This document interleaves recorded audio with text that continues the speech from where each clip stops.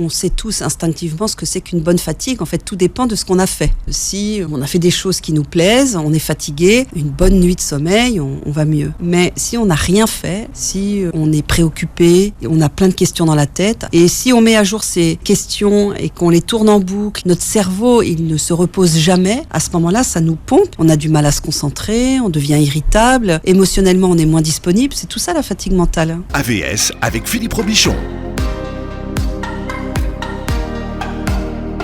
À votre santé sur Beurre FM, bonjour et bienvenue, ravi de vous retrouver. D'autant plus que ce matin, je reçois la psychologue qui respire. Bonjour Isabelle Métainier. Bonjour Philippe. Alors la psychologue qui respire, c'est vous qui vous baptisez comme ça ? Oui, parce que depuis que j'enseigne le yoga et la méditation, j'enseigne aussi aux personnes que je reçois, que ce soit en accompagnement un peu plus psychologique ou en coaching, à respirer, que la respiration, parfois il suffit juste de parler moins vite et respirer et faire un peu de yoga, de méditer. Et déjà, on y voit plus clair. Vous publiez « Et si c'était la fatigue mentale ?» point d'interrogation, la reconnaître et savoir agir pour retrouver l'envie de vivre aux éditions Robert Laffont. La fatigue, dites-vous, c'est un mot fourre-tout, mais est-ce qu'on a le droit aujourd'hui de se fatiguer alors qu'on vit dans de dire qu'on est fatigué alors qu'on vit dans une société de loisirs, que nos grands-parents, eux, ils étaient vraiment fatigués, mais nous, est-ce qu'on est vraiment fatigués ? C'est bien ça le problème, c'est que aujourd'hui il faut tenir. Je me souviens de ce professeur d'histoire géo qui me disait « Isabelle, il faut tenir. En fait, il faut tellement tenir qu'il y a une explosion de burn-out parce qu'en fait, on a appris à minimiser les signaux corporels en se disant « c'est pas grave, il faut absolument que je continue, ça va bientôt se terminer ». Et en fait, on explose ou on implose selon... En fait, la fatigue mentale, c'est bien plus, bien plus, je trouve plus le mot, insidieux que la fatigue physique, qui elle peut nous faire mal. La fatigue mentale, juste, elle nous pompe de l'énergie et on essaye encore et encore de penser clairement. On essaye toujours de tenir, de faire plus, sans s'écouter. Elle est énergivore. Oui. Ça part de votre observation au cabinet. Ouais. Qu'est-ce que vous entendez aujourd'hui dans votre cabinet que vous n'entendiez pas il y a 10 ans, par exemple ? Alors, déjà, je trouve que tout a commencé il y a justement une dizaine d'années par cette accumulation de gens en souffrance, en burn-out, en épuisement de plus en plus, et qui me disaient, mais non, des gens nerveux, agressifs, qui ne s'en rendaient pas compte et qui me disent, moi je le voyais de plus en plus, des gens fatigués, épuisés et voulant des recettes rapides pour aller mieux. Alors qu'il y a 20 ans ou 25 ans, c'était très différent. Donc j'ai commencé déjà à me poser des questions et moi j'ai beaucoup de gens en formation où je voyais ça aussi. Et puis depuis quelques années... Quand vous dites en formation, c'est-à-dire que vous formez des gens en fait. Oui, je formais des personnes. Ouais. Et aujourd'hui, je trouve que tout s'accélère et tout s'accélère tellement qu'il n'y a même plus de place ou de moins en moins de place à la réflexion, à l'introspection, à la lenteur, à la respiration. Et parfois, il suffit justement de respirer, de s'apaiser pour se rendre compte. Enfin, voilà, c'est un tout. On est fatigué, notre esprit est tendu.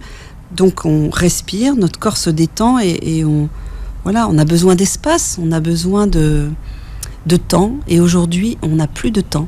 Avec l'accélération d'Internet... Si, on a plus de temps, en fait. On a plus de temps parce que, regardez, on travaille moins, on fait plus que 35 heures par semaine.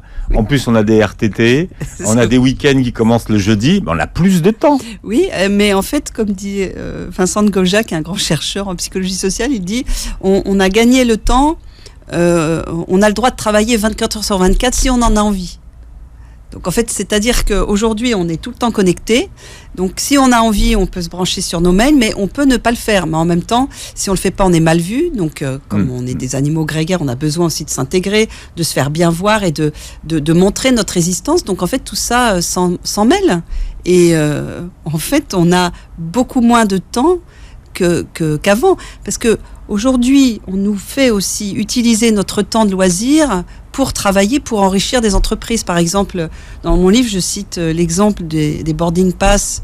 Vous devez imprimer votre boarding pass, Donc, ça, c'est pour ceux qui prennent l'avion ou le train. Voilà, ou le train, parce que vous devez aussi, alors pour votre billet, alors maintenant il y a des petites cartes, mais voilà, vous devez imprimer votre boarding pass. Donc du coup, il y a plein de questions qui s'ensuivent. Est-ce que mon imprimante marche ? Ah, est-ce que j'ai assez de papier ? Non, j'ai plus assez de papier. Bon, donc il faut peut-être que j'aille en chercher, mais quand je dois prendre l'avion tel jour, enfin, ça devient très compliqué.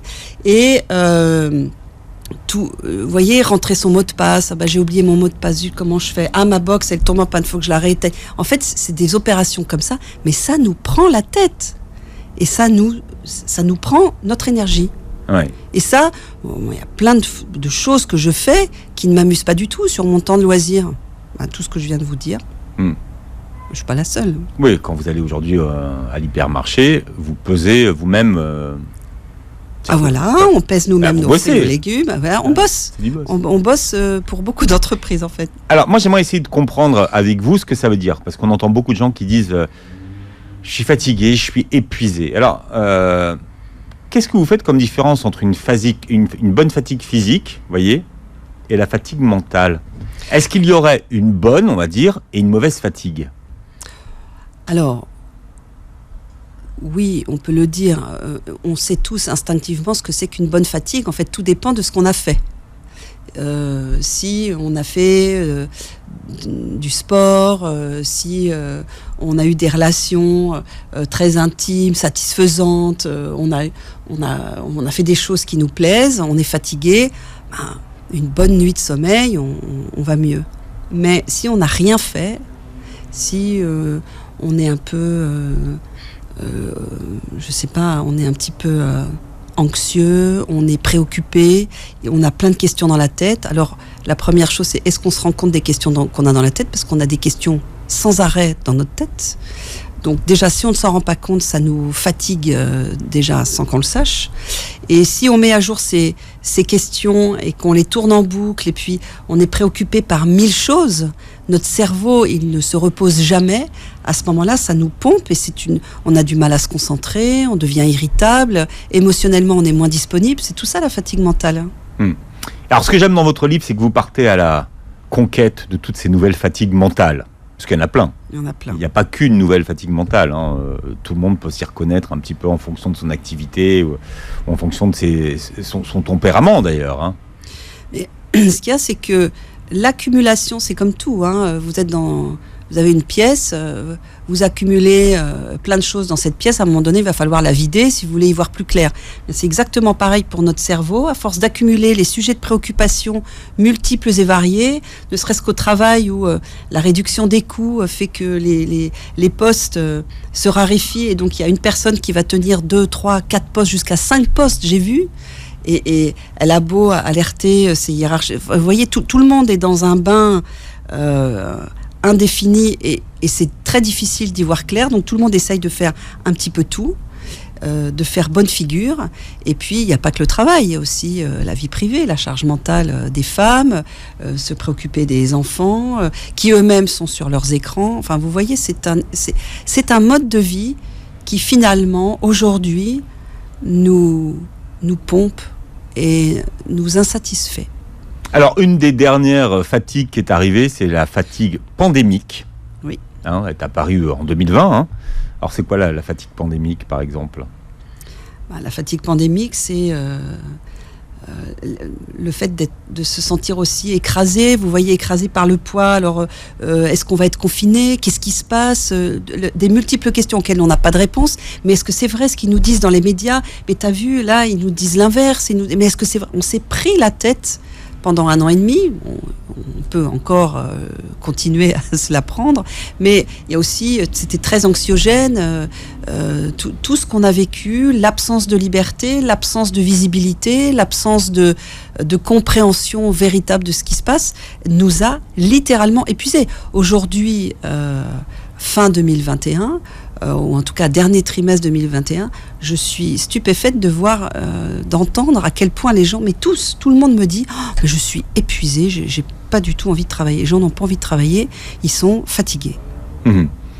Terme déposé par l'OMS en 2020. Alors il y a beaucoup de fatigue, j'ai appris plein de choses. Par exemple, il y a la fatigue de l'absence de sens. Oui. C'est quoi la fatigue de l'absence de sens ? Quand on fait des choses qui n'ont pas de sens, je sais pas, notamment je crois que je cite aussi, alors j'aime beaucoup les ouvrages de Sébastien Boller, que je cite dans mon livre. Il cite... Et je me permets de vous interrompre, et moi aussi. Ouais. Donc le bug humain, par exemple. Humain, voilà. Oui, un livre essentiel. Essentiel. Et notamment, l'absurdité, c'est un exemple. Vous regardez les informations le lundi et le journaliste se réjouit et vous dit écoutez, c'est formidable, nous avons vendu X avions à la Chine et donc nous avons gagné un marché de plusieurs milliards. Alors oui, on est content. Et le lendemain, il tire une tête de triste et il dit écoutez, le réchauffement climatique nous rattrape et bientôt, et ça c'est notamment à cause des avions, eh bien nous ne pourrons plus respirer. Et là on se dit ah bah oui zut. Et en fait on fait le yo-yo comme ça, mais on fait pas le lien, vous voyez, entre les informations. Et donc il y a un jour on se réjouit, un jour on s'attriste et en fait tout ça ça n'a pas de sens. Et je cite aussi Christiane Singer, une grande écrivaine que j'aime beaucoup, qui notamment ce livre Où cours-tu, ne sais-tu pas que le ciel est en toi. Et elle dit notamment je sais plus où oui c'est ça, il est difficile au milieu du brouhaha de notre civilisation qui a le vide et le silence en horreur d'entendre la petite phrase qui à elle seule peut faire basculer une vie. Où cours-tu? Et elle dit il en est qui la coûte la fuite devant soi-même et la fuite de ce siècle devant lui-même est celle de chacun de nous. Et c'est tellement vrai. En fait, toute cette course à le vite au temps, c'est une fuite de notre intériorité. Et on court après un emploi pour gagner de l'argent, pour pouvoir avoir une retraite, pour pouvoir s'acheter des choses. Mais est-ce qu'on est plus heureux ? Franchement, quand je vois des gens épuisés autour de moi ou des gens... Alors maintenant, beaucoup en visio, je reçois les gens en visio. Alors là aussi, nouvelle fatigue qui est liée au fait de travailler en visio. Mais pourquoi ça fatigue finalement ? Les gens sont chez eux, ils n'ont plus les transports... Alors en fait, des études ont montré que quand on travaille en visio, on travaille plus. Parce qu'il y a la culpabilité aussi. Et puis, on est chez soi. Donc, on va faire peu de pauses. Et les études montrent qu'on travaille plus de temps. Et puis aussi, a explosé le nombre de douleurs lombaires et cervicales. Parce que les gens ne sont pas bien installés dans leur poste de travail chez eux. Et donc, cela crée des douleurs. Et c'est pas du tout la panacée. En plus, quand les gens se voient en visio, il y a un décalage. Vous voyez, notre cerveau, il n'est pas formaté pour interagir en visio. On a besoin d'interagir avec des vrais humains. En plus, quand on est avec un plan comme ça américain, il y a des gestes qu'on ne voit pas. Donc, il nous manque des informations et notre cerveau, il travaille plus. Et donc, ça nous fatigue plus. Voilà, on parle de la fatigue mentale ce matin avec mon invitée, la psychologue Isabelle Métainier, et qui publie « Et si c'était la fatigue, la reconnaître et savoir agir pour retrouver l'envie de vivre » chez Robert Laffont. Et vous dites que finalement, cette fatigue mentale, c'est d'abord le fruit d'un combat quotidien contre nous-mêmes. C'est-à-dire, expliquez-nous. Eh bien, en fait, nous sommes, vous voyez, en tant qu'être humain, nous avons... un aspect de nous-mêmes où on interagit avec l'extérieur, on a besoin d'interagir, et puis il y a notre monde intérieur. Dans notre société, déjà, on nous apprend rien de notre intériorité. C'est-à-dire, il n'y a pas d'éducation à notre monde émotionnel, il n'y a pas d'éducation à comment gérer nos émotions, on n'apprend pas non plus tellement à interagir, à rentrer en communication. On nous apprend uniquement à penser d'une certaine façon. On accumule des connaissances et on nous fait miroiter qu'en accumulant des connaissances, on va du coup accumuler des biens matériels et on va pouvoir être heureux. C'est un leurre parce que, vous voyez, si on perd tout ce qu'on a accumulé dans une vie, qu'est-ce qui nous reste ? Et notamment à l'aube de la mort, qu'est-ce qui nous reste ? Il nous reste notre connexion avec nous-mêmes, avec le sens de la vie. Quel est le sens de la vie ? Quel est pourquoi on a vécu ? Eh bien, on s'apaise, on meurt dans l'apaisement quand on sent qu'on a aimé, qu'on a été aimé, et puis c'est ça qui compte, et qu'on est bien, qu'on a fait son chemin, qu'on est bien dans l'axe finalement qui nous était destiné. Mais si on n'a jamais eu cette réflexion, on meurt seul, on meurt désespéré, et on ne veut pas mourir, on s'accroche d'une manière vaine et désespérée à la vie. Et pour moi, c'est ça le vrai malheur. Et vous expliquez que finalement, la fatigue peut venir du fait que nous n'acceptons pas d'avoir mal, et que la vie fait mal par essence. Alors, est-ce que vous pouvez nous expliquer, et pourquoi on devrait accepter de souffrir? C'est un peu masochiste. Oui, bien sûr, c'est effectivement ce qu'on me dit, c'est masochiste d'accepter d'avoir mal. Mais en fait, la douleur, quand on la ressent, qu'elle soit morale ou physique, c'est une réalité. C'est quelque chose, c'est une donnée. Si nous résistons, en fait, on rentre dans un combat qui amène à la souffrance. C'est-à-dire résister à la douleur, résister par exemple à la douleur d'une séparation, eh bien c'est se condamner à ne pas faire le deuil et à ressasser encore et encore, à être dans la violence, dans le combat, dans les reproches. Et ça c'est une souffrance. Et finalement, accepter d'être vulnérable, accepter d'avoir mal, accepter d'être touché et de se dire c'est vrai que cette séparation me fragilise, me rend triste. Eh bien, à ce moment-là, on rentre dans un autre processus qui est d'accueillir sa propre expérience et qui donc, curieusement, apaise notre souffrance et qui finalement, ça passe. C'est-à-dire que les émotions, très souvent, comme on n'a pas appris, on nous a pas appris à les gérer, on a tendance à les combattre, alors que si on apprend à les accueillir... Alors, mais c'est ça que vous expliquez. Donc, plus on combat, plus on souffre. Oui. Donc, la posture de combattant, mais c'est aussi la posture sociétale qui revient à dire on est fort. Donc, face à la douleur, face à un deuil, face à une séparation, on fait face. En fait, la force dont on parle là, habituellement, quand on dit quelqu'un il est fort, ça veut dire quoi? Ça veut dire quelqu'un qui ne montre pas les émotions et qui continue à faire comme si de rien n'était, alors qu'en réalité, il est dans une souffrance et on dit lui, c'est un vrai de vrai, quoi. Lui, c'est bien, rien ne l'atteint, etc. Mais la force, ça n'est pas ça. Ça me rappelle le slogan de la force tranquille de c'est ça, quand Mitterrand a été élu. En fait, la vraie force, c'est l'accueil de ce qui nous traverse, de l'accueil de notre expérience et qui fait qu'on est des hommes, des humains, on s'ancre dans la terre et on est debout.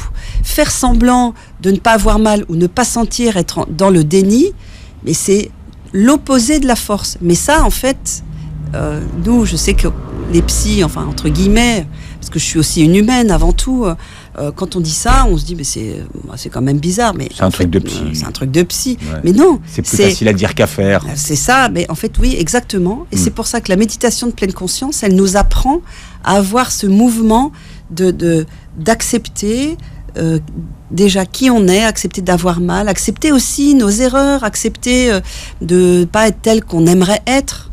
Et ça déjà, mais ça nous apaise incroyablement. Moi, ce qui m'intéressait, c'est justement parce que vous expliquez que ce qui fait mal, c'est davantage notre résistance à la douleur, et c'est vrai, ça marche pour le mal de dos aussi, que le fait de l'accepter. Donc finalement, si on est face à une séparation, déjà on se sépare, c'est douloureux, mais en plus on doit faire face, bonne figure devant les autres.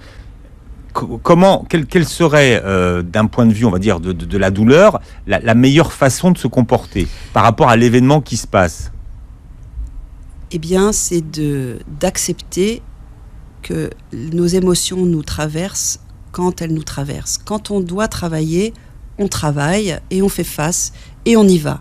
À condition que le soir, par exemple, on se laisse traverser par les pleurs ou la douleur de notre séparation. La séparation, elle va continuer, de toute façon, elle existe. Mais si vous avez des enfants, par exemple, c'est compliqué de pleurer devant ses enfants le soir. On va pas pleurer devant ses enfants. Oui, ce que je veux dire, il y a aussi ce fait de dire, Je vais vous donner un exemple personnel. J'ai perdu mon frère aîné est décédé il y a quelques semaines, et il se trouve que le jour de sa mort, j'avais annulé un mariage où je devais me rendre 2 jours après, parce que je devais aller le voir à l'hôpital, et en fait, il est décédé avant, et du coup, j'ai accepté d'aller à ce mariage. Et en fait, j'ai pu vraiment traverser ce mariage, profiter grâce à la méditation de pleine conscience et à toutes ces pratiques que je prône.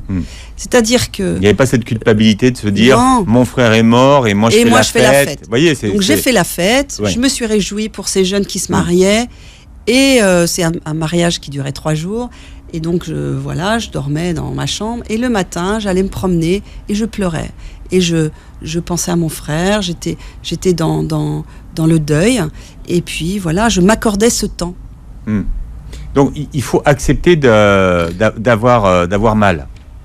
Oui, il faut accepter d'avoir mal et surtout accepter que cette douleur, elle existe et que ça n'est pas parce qu'on l'ignore qu'elle n'existe pas. Et qu'en fait, je pense qu'au contraire, ignorer ou faire semblant ou dénier quelque chose qui existe est le terreau de maladie. C'est-à-dire que c'est le terreau d'une fragilisation de notre organisme, une fragilisation de notre système immunitaire, une fragilisation de tout qui nous fait croire qu'on va bien, alors qu'en fait, en sous-main, on est en train d'aller de plus en plus mal et on peut s'orienter vers une dépression, vers une maladie auto-immune, que sais-je. La force, c'est pas de résister. C'est ça qu'il faut. C'est ça qu'il faut bien comprendre, c'est que montrer bonne figure, lutter contre l'émotion, c'est pas profitable. C'est pas la force. Ouais. La force, c'est traverser. C'est pas lutter. Je me souviens, j'avais reçu une jeune fille une fois qui avait perdu son compagnon 2 ans auparavant et elle n'avait pas pleuré. Elle me dit, j'ai pas pu pleurer parce que j'ai aidé les parents, j'ai aidé... en fait, elle avait aidé tout le monde sauf elle-même. 2 ans après, elle était, à un moment donné, je lui soulève l'avant-bras, mais c'était dur comme du bois. Elle avait les mains moites. Je lui disais, mais c'est tout raide. Elle me dit, oui, je n'arrive plus à jouer, c'est tout raide. En fait, elle s'était crispée de plus en plus. Elle avait beaucoup de mal à saliver. Elle était très très raide parce qu'elle s'était constamment crispée depuis 2 ans. D'où vient finalement qu'on ait appris à brider nos émotions et à ne pas les exprimer? Ça marche pour le chagrin aussi. On dit on va emmerder tout le monde avec ça finalement. Oui, mais parce qu'on est dans une société où ce qui prime, c'est le paraître, c'est l'extérieur, c'est je vais bien, tout va bien, regardez, je suis là, regardez sur les réseaux sociaux, je suis toujours de bonne humeur, je vais bien. Il y a une... comment elle s'appelle récemment, en ce moment, il y a un fait divers avec une Américaine qui est partie, comment elle s'appelle une jeune Américaine qui est partie avec son ami, mais on se demande si l'ami ne l'a pas tuée. Enfin, je sais plus son nom, Benito, je sais plus. Et en fait, elle montre, regardez comme c'est super, on est dans un parc, on va faire du yoga, elle poste sur Instagram plein de choses. Et à un moment donné, on la voit, il y a une autre vidéo prise par la police où en fait, elle est en pleurs, elle dit oui c'est vrai, je suis un peu nerveuse, un petit peu obsessionnelle, et c'est vrai que mon compagnon, il est rentré avec ses chaussures pleines de boue, et là j'ai pété un câble, elle l'a frappé, et il avait et ça a été, il a porté plainte. Et donc il y a ce qu'on montre, et puis il y a la réalité de notre vécu intérieur. Et alors, on a parlé de la lutte contre les émotions, mais ce que vous expliquez, c'est que l'épuisement mental dont on parle aujourd'hui et dont beaucoup de gens se plaignent, eh bien, c'est souvent le résultat d'une lutte sourde au plus profond de nous-mêmes. Oui, c'est ça qu'il faut comprendre. Oui, parce que vous voyez, quand on est dans le déni ou quand on est dans un refus de sentir, donc de prendre en compte notre monde émotionnel, ce qui se passe, c'est que il y a une part de nous qu'on bride. Et on utilise à notre insu beaucoup d'énergie pour maintenir pour maintenir nos traumatismes, ou, vous voyez tout ce qu'on a vécu dont on ne veut pas se souvenir dans l'inconscient, mais notre corps aussi est traumatisé. Et aujourd'hui, il y a des recherches qui montrent que notre organisme, le nerf vague notamment, j'en parle un peu dans mon livre. Donc c'est le nerf le plus long du corps hein. qui vraiment est utile pour réguler notre système nerveux. Eh bien, avec les traumatismes, avec les aléas, je vais les appeler comme ça, émotionnels, en est affecté et ça a une chaîne de conséquences sur notre corps. Si on est de plus en plus fatigué aujourd'hui, c'est aussi parce que on a usé nos capacités d'adaptation. Qu'est-ce qui s'est passé ? Nous sommes sans arrêt en train de nous adapter à énormément de choses. Regardez le nouveau système informatique, les nouveaux médias, et de plus en plus, tout change de manière très très rapide, et nous devons sans arrêt renouveler nos habitudes. Or, les habitudes, ça sécurise, ça induit une prévisibilité. Et quand on ne peut rien prévoir, eh bien, on est au taquet, c'est-à-dire que notre système sympathique il est très mobilisé. Et donc, on est sans arrêt, en mobilisation. Et ça nous fatigue, bien sûr. Et donc, si on n'a plus cette capacité à s'adapter, eh ben on se fatigue. Ben oui, on s'use, et puis au bout d'un moment, on ne peut plus faire face, on ne peut plus réagir. En fait, notre capacité d'adaptation, elle nous est utile justement pour faire face, pour faire le tri de tous les stimuli, de savoir les hiérarchiser. Mais au bout d'un moment, quand on est fatigué, on n'arrive plus du tout à faire ce tri. Et Isabelle Métainier, notre invitée jusqu'à 10h, psychologue qui publie Si c'était la fatigue mentale, la reconnaître et savoir agir pour retrouver l'envie de vivre aux éditions Robert Laffont. Il y a une fatigue qui est particulière, ce qu'on appelle la fatigue d'empathie, que les aidants connaissent bien d'ailleurs, et que ceux qui ont l'habitude d'écouter connaissent. Comment on la définit, cette fatigue, Isabelle ? En fait, à force on appelle la fatigue d'empathie, c'est aussi l'usure d'empathie. C'est-à-dire, à force d'écouter, on n'arrive plus du tout à se ressourcer et à prendre du temps pour soi et de l'espace à soi. Et donc, on se retourne, en fait, ça se retourne contre la personne que l'on aide, que l'on est censé écouter. Et au bout d'un moment, on pète un plomb, on devient agressif. Et donc, dans certains services où les aidants, les soignants ont beaucoup à écouter, ils savent reconnaître les premiers signes d'une fatigue d'empathie. Et dans ces cas-là, ils demandent à la personne de faire autre chose, de se reposer un peu pour pouvoir avoir cette disponibilité auprès des malades. Qu'on est des éponges, c'est ça ? Quand on est trop empathique, oui, on est une éponge. L'empathie, c'est une disposition en fait à comprendre le monde de l'autre et à vraiment à le prendre dans ses bras. Et donc le faire sans s'arrêter et sans temps sans espace pour soi. Génère une sorte d'envahissement, on va dire ça comme ça, un envahissement de l'autre en soi-même, et au bout d'un moment, on ne supporte plus, on a envie de se dégager. Il y a l'équivalent dans le cadre personnel, c'est ce qu'on appelle le syndrome du sauveur, nous expliquez-vous, et vous expliquez que cette écoute en réalité est un point faible et pas du tout un point fort comme on pourrait le croire. C'est-à-dire que certains disent oui, mais tu sais, je suis une oreille à ton écoute, je suis à ta disposition, et vous dites qu'il faut faire attention. En fait, c'est pas tant l'écoute qui est un point faible, c'est plutôt, je dirais, le discernement. C'est l'absence de discernement. C'est-à-dire que il faut savoir, mais ça s'apprend, il faut savoir écouter et aussi mettre des limites. C'est-à-dire que les deux s'apprennent ensemble, devraient s'apprendre ensemble.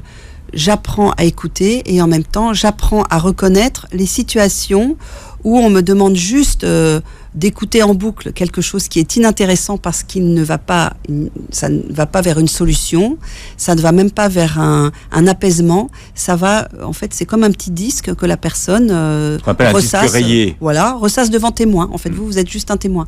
Et le discernement, c'est très important. Et aujourd'hui, de plus en plus, dans notre société, on parle du discernement, de l'importance du discernement et de l'importance de la nuance.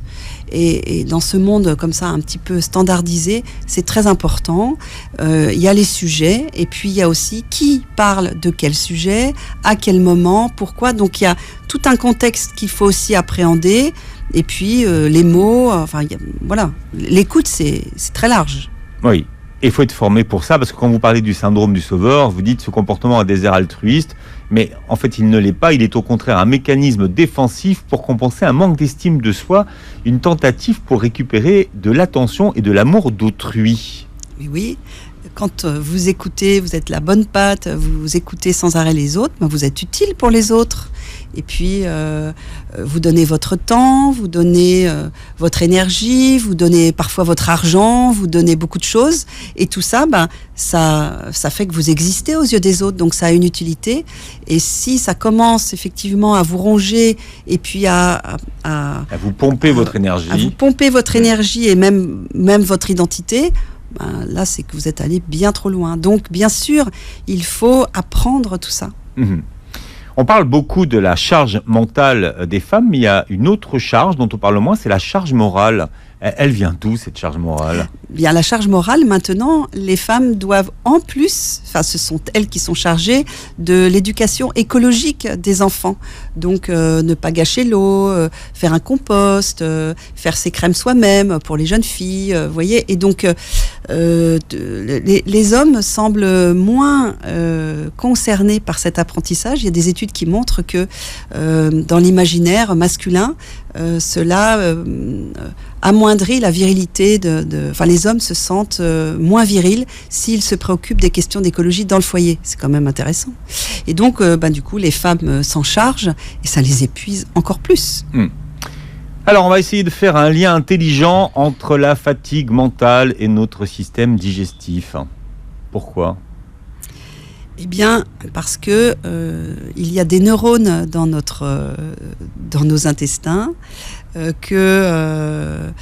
nous avons aussi des neurones dans notre cœur, et qu'on parle des intestins comme étant notre deuxième cerveau. Le nombre de neurones présents au niveau de nos intestins et de tout notre appareil digestif est l'équivalent au nombre de neurones présents dans le cerveau d'un chat ou d'un chien.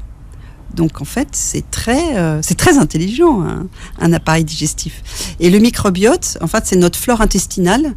Et aujourd'hui, on l'étudie parce que c'est des milliards et des milliards de bactéries. Et c'est la richesse de cette flore intestinale qui, finalement, fabrique notre système immunitaire et qui fabrique notre bonne santé. Et comme il y a des interactions aussi avec notre cerveau cognitif, eh bien, en fait, par l'intermédiaire du nerf vague, ces deux cerveaux sont sans arrêt en train d'interagir. Alors, vous expliquez que 80% de la communication intestin-cerveau se fait des intestins vers le cerveau. Oui. Et qu'il c'est important de comprendre cette interaction pour comprendre certaines fatigues. Mais pourquoi ? Qu'est-ce qui fatigue dans cette interaction ? Alors, ce qui fatigue surtout, c'est en fait le fait que 80% des communications viennent des intestins du bas vers le haut du cerveau. Ouais. C'est parce que en fait c'est le cerveau cognitif après qui va traiter les informations et qu'en fait notre cerveau intestinal il a des informations précieuses à communiquer à notre cerveau du haut. Moi, j'ai envie de savoir quel est l'impact finalement de notre ventre sur notre fatigue mentale. Il y en a plein. Par exemple, est-ce que vous avez déjà pris une cuite, cher Philippe ? Une cuite, il y a longtemps, oui. C'est ça. J'ai fait du rugby. Voilà. Donc, quand on boit trop, par exemple, notre foie, il est HS. Ouais. Et en général, si on vous demande de plancher sur quelque chose d'un peu intellectuel, vous en êtes incapable. Vous avez un gros mal de tête, votre cerveau est complètement embrumé. Donc ça, c'est juste une petite preuve que il y a une grande interaction entre la qualité de la santé de notre appareil digestif et de notre capacité à penser. Est-ce qu'on peut dire qu'il existerait donc une alimentation anti-fatigue ? Alors, oui. Alors, après, bien sûr, personne n'est tout à fait d'accord, mais il y a quand même des grands accords. Le sucre, c'est à bannir.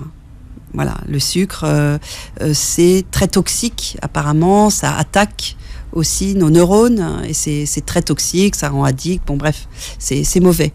Ce qui est mauvais aussi, c'est l'alcool. Ce qui est mauvais aussi, c'est la viande en trop grande quantité. Ce qui serait bon, ça serait les fruits, les légumes, avec une alimentation équilibrée, avec du sport, pour pouvoir aussi faire en sorte qu'on élimine. Vous voyez, quand on fait du sport, nos muscles se contractent et en se contractant, ils appuient sur certains vaisseaux lymphatiques. Du coup, on élimine des toxines et ça, c'est bon pour le corps. Mais je dirais que pour le cerveau du haut, le cerveau cognitif, ce qui va servir d'exutoire à trop de fatigue du cerveau, c'est le silence. C'est-à-dire, pour notre corps physique, ça va être le repos et cette alternance de repos et de sport. Pour le cerveau du haut, ça va être cette alternance d'activité mentale et de silence. Qu'est-ce que vous conseillez à celles et ceux qui nous écoutent aujourd'hui, qui se sont reconnus dans certains traits qu'on a abordés ce matin et qui souffrent de cette fatigue mentale? Comment est-ce qu'on la prend en charge, cette fatigue mentale? On commence par quoi? On peut commencer déjà par instaurer un peu de silence dans sa vie. Moi, j'ai mis en place tous les matins 20 minutes de méditation pour les personnes qui veulent. On fait ça par Zoom. 20 minutes de méditation, on s'apaise, on respire. Et les gens, franchement, au bout de quelques semaines, ils voient la différence. Il y en a, ça fait 1 an et demi. Depuis le début du premier confinement, en fait, j'ai mis ça en place. Ils voient une telle différence, mais c'est 20 minutes par jour. Alors, si on ne peut pas faire 20 minutes par jour, on va commencer par 10 minutes par jour. Mais c'est simplement prendre un petit peu de temps. Il y a un site qui s'appelle 2minutesdesilence.com, je crois. Et donc, vous allez sur ce site et puis pendant 2 minutes vous faites du silence et c'est le petit truc qui défile et qui vous montre qu'au bout de 2 minutes ça se met à clignoter et donc vous avez atteint votre silence. En fait, c'est quoi? C'est respirer par le ventre, activer le nerf vague, le système vagal ventral. Donc on respire par le ventre. Si on a un jardin ou un parc près de chez soi, on fait quelques pas 2-3 minutes, pieds nus. Moi, je fais ça tous les matins dans mon jardin, quel que soit le temps, pieds nus dans le jardin. Et puis, c'est faire un peu de silence, faire des petites retraites. Vous voyez, un week-end dans le vert, voir la nature ressource aussi notre cerveau. Et donc, enfin, il y a plein de choses. Après, mais ce sont des petites choses simples. Le silence, le vert, la respiration. Et vous dites qu'on peut développer un certain sens, c'est le sens de l'orientation reconnaissance ou OR. Oui, c'est-à-dire être, au lieu de critiquer, être toujours dans un a priori positif, c'est-à-dire être dans une gratitude face à ce qui nous arrive dans la vie et avoir cette orientation. Je sais pas, moi je vois beaucoup de gens, ils disent « Oh, aujourd'hui je suis pas de bonne humeur, il pleut ». Je dis « Oui, mais il pleut, c'est bien pour les plantes ». Voilà, on peut dire « C'est chouette, il pleut »,« C'est chouette, il fait pas beau ». Ce que je veux dire, c'est arrêter d'être... Vous voyez, se détendre en fait. Finalement, l'orientation reconnaissante, c'est arriver à se détendre et à reconnaître ce qui nous arrive de bien et ce qui est bien dans nos vies. Et des fois, c'est des petites choses. Chouette. Isabelle Métainier était notre invitée ce matin. Merci d'être venue depuis Bordeaux nous rejoindre. Vous réécoutez cette émission en podcast sur beurrefm.net et puis vous pouvez voir la vidéo sur notre chaîne YouTube. Merci Isabelle. Passez une très belle journée santé sur Beurre FM.